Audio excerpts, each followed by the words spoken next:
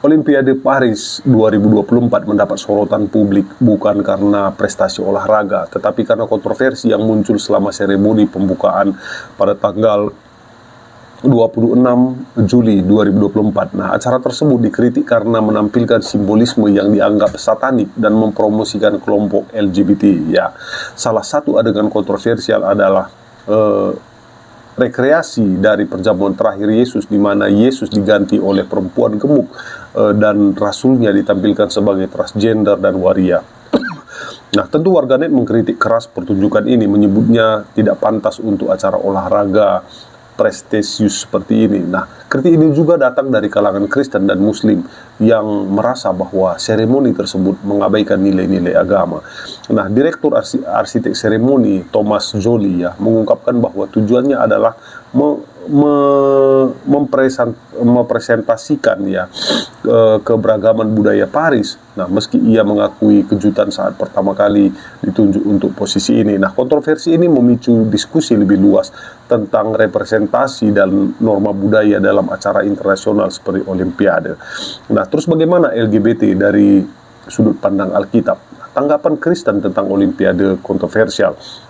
Nah, dari sudut pandang Kristen, kontroversi di Olimpiade ini, di Paris ini, terutama terkait dengan penggambaran yang dianggap menghina simbol suci. Nah,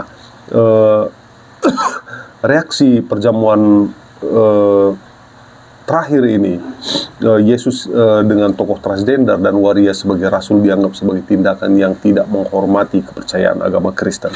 Simbolisme yang dianggap satanik juga menambah kecaman. Nah, karena bertentangan dengan ajaran Kristen tentang kekudusan dan penghormatan terhadap figur-figur suci, banyak umat Kristen merasa bahwa acara ini tidak sensitif terhadap nilai-nilai mereka dan merusak semangat persatuan yang seharusnya dijunjung di Olimpiade. Nah, tanggapan LGBT menurut sudut pandang Alkitab. Dalam sudut pandang Alkitab, khususnya Perjanjian Lama, terdapat beberapa ayat yang menentang praktek homoseksual seperti dalam Imamat 18 ayat 22 dan 20 ayat 13 yang menyebutkan bahwa hubungan sesama jenis adalah kekejian. Nah, Perjanjian Baru juga menyebutkan penolakan terhadap homoseksual dalam Roma 1 ayat 26 sampai 27 dan 1 Korintus 6 ayat 9 sampai 10. Pandangan ini menunjukkan bahwa Alkitab mengajarkan bahwa praktek LGBT tidak sejalan dengan kehendak Tuhan menurut ajaran Kristen. Nah, membenci dosa bukan pribadi. Nah, umat Kristen diajarkan untuk membenci dosa tetapi tidak membenci individu yang melakukan dosa tersebut.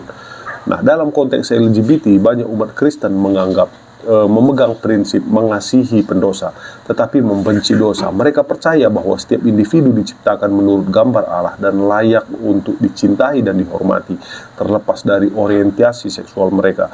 Namun mereka juga merasa terpanggil untuk menegur dan memberikan panduan berdasarkan ajaran Alkitab mengenai kehidupan yang dianggap benar di mata Tuhan. Nah, ajaran ini menekankan kasih dan pengampunan serta mengajak individu untuk berbalik dari tindakan yang dianggap dosa.